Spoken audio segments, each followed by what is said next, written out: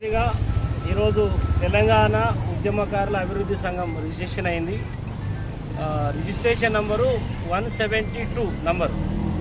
ఈరోజు ఒక రాష్ట్ర అధ్యక్షుని హోదాలో మొట్టమొదటిగా మీకు ప్రెస్ తోటి మాట్లాడుతున్నా. మీకు అందరికీ మనస్ఫూర్తిగా నమస్కారం తెలియజేస్తూ, సబ్జెక్ట్ ఏంటంటే కంటోన్మెంట్ నియోజకవర్గంలో ఒక హాట్ టాపిక్ నడుస్తుంది. కంటోన్మెంటు ఏది జిహెచ్ఎంసీ మర్జీ గురించి చాలా పెద్ద హాట్ టాపిక్ నడుస్తుంది. గత కొద్ది కాలంగా మరి కంటోన్మెంట్ను జిహెచ్ఎంసీలో విలీనం చేయాలని వినూత్నంగా వివిధ పార్టీలు పోరాటం చేసిన విషయం మీకు అందరికీ కూడా తెలుసు.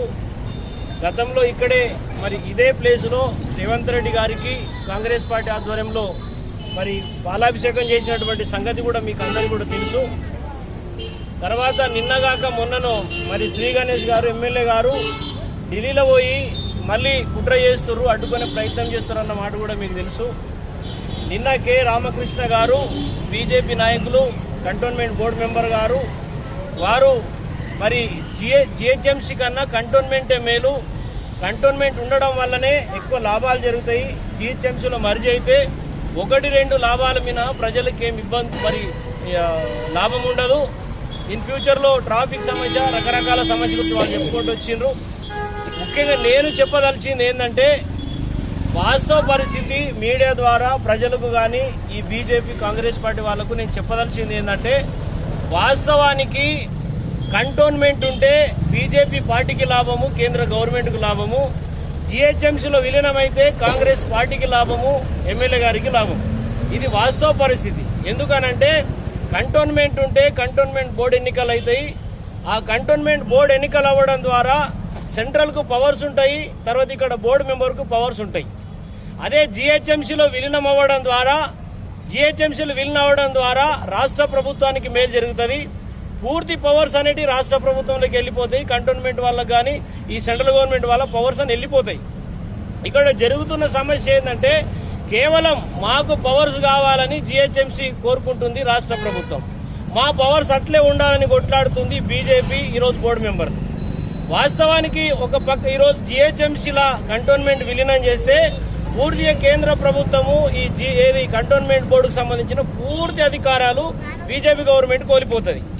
కాబట్టి ఈరోజు ఎమ్మెల్యే గారికి సగమే పవర్స్ ఉన్నాయి, రిమైనింగ్ కంటోన్మెంట్ పవర్స్ వీళ్ళకి వర్తించాయి. అదే జిహెచ్ఎంసీలో ఒకవేళ మర్జీ అయితే జిహెచ్ఎంసీ ఎన్నికలు రాష్ట్ర ప్రభుత్వం ఆధ్వర్యంలో జరుగుతాయి, ఈ కంటోన్మెంట్ ఎన్నికలు కేంద్ర ప్రభుత్వం ఆధ్వర్యంలో జరుగుతాయి. వాస్తవానికి ఇది పవర్ పాలిటిక్స్, ఇది రాజకీయం. కేవలం కేంద్రానికి రాష్ట్రానికి మధ్యలో జరుగుతున్న పవర్ పాలిటిక్స్ లో భాగమే ప్రజల్ని వాడుకుంటున్నారు. ఒకవేళ కంటోన్మెంట్ లో ఉంటే కంటోన్మెంట్ పరిధిలో ఉన్నటువంటి లాభాలు ప్రజలకు జరుగుతాయి. ఒకవేళ జిహెచ్ఎంసీలో మర్జీ అయితే జిహెచ్ఎంసీకి సంబంధించిన లాభాలు ప్రజలకు జరుగుతాయి. ఇక అంతమించి ఏం జరగదు.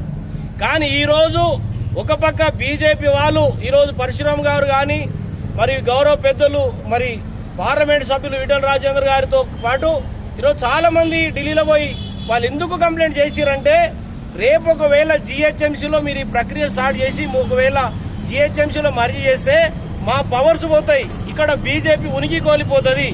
తర్వాత మా పవర్స్ అన్ని పోయిన తర్వాత మరి మేమేం చేయాలన్న కాడ వాళ్ళు కంప్లైంట్ ఇచ్చి వాస్తవానికి అది వాళ్ళ కడుపు మంట. ఇక్కడ కాంగ్రెస్ శ్రీ గణేష్ గారు కానీ వికాస్ మంచ్ వాళ్ళు ఎందుకు పోరాటం చేస్తున్నారంటే ఈ రోజు జిహెచ్ఎంసీలో విలీనం కావడం వల్ల ఆ కంటోన్మెంట్ పవర్స్ అంతా కూడా ఈ ఎమ్మెల్యే గారికి కాంగ్రెస్ పార్టీకి గవర్నమెంట్కి వస్తాయి. కాబట్టి వీళ్ళ పవర్ కోసము వీళ్ళ స్వార్థం కోసం వీళ్ళు కొట్లాడుతున్నారు. ఈ బీజేపీ కాంగ్రెస్ 2 పార్టీలు ప్రజల కోసం కొట్లాడడం లేదు, వీళ్ళ పవర్స్ కోల్పోతున్న ఉద్దేశంతో అక్కసుతోటి బాధతోటి కడుపు మంటతోటి కొట్లాడుతూ ఉన్నారు.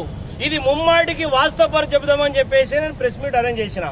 ముమ్మాటికి ఈరోజు శ్రీ గణేష్ గారు వీళ్ళు కొట్లాడుతున్నారు కాంగ్రెస్ పార్టీ అంటే వాళ్ళకు స్వార్థం ఉన్నది, బీజేపీ వాళ్ళు కొట్లాడుతున్నారు అంటే వాళ్ళకు కూడా స్వార్థం ఉన్నది. నేను ముమ్మాటికి కాంగ్రెస్ బీజేపీ నాయకులు విజ్ఞప్తి చేస్తా ఉన్నా, ఈ రోజు మీరు ప్రజల పేరు బంద్ చేసుకోండి, ప్రజల పేరు మీద మేము ఏదో చేస్తున్నామని బంద్ చేసుకోండి. మీకు ఒకవేళ చిత్తశుద్ధి ఉంటే కంటోన్మెంట్ ఉన్న అభివృద్ధి అవుతుంది, జిహెచ్ఎంసీలో మర్జీ అయినా అభివృద్ధి అవుతుంది, కాకుండా కూడా అభివృద్ధి అవుతుంది.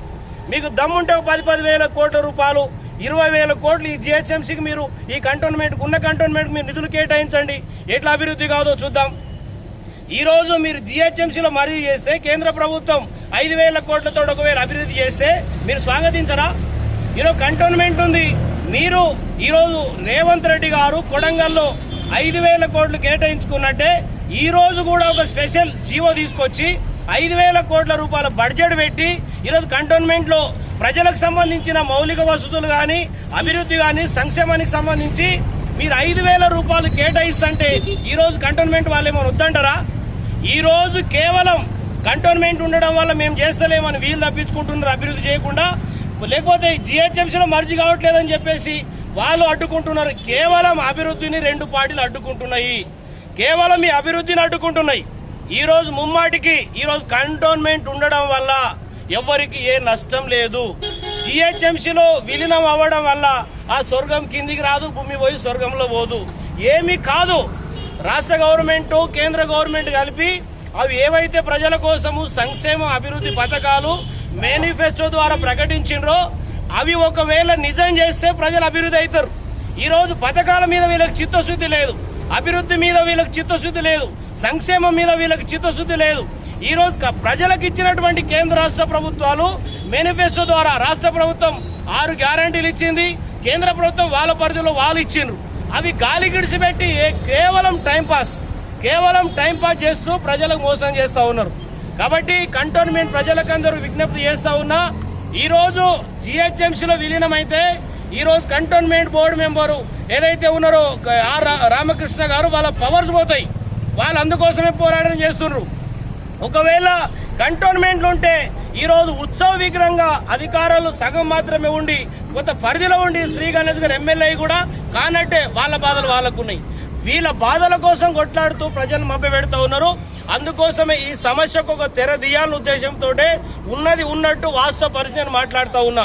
ఈరోజు వాస్తవానికి 76 ఏళ్లుగా ఈ స్వాతంత్రం వచ్చిన తర్వాత కేంద్ర రాష్ట్ర ప్రభుత్వాలు ఈ రోజు జిహెచ్ఎంసీ కంటోన్మెంట్ పేరుతోటి ఈ ప్రాంతానికి అభివృద్ధి చేయకపోవడం.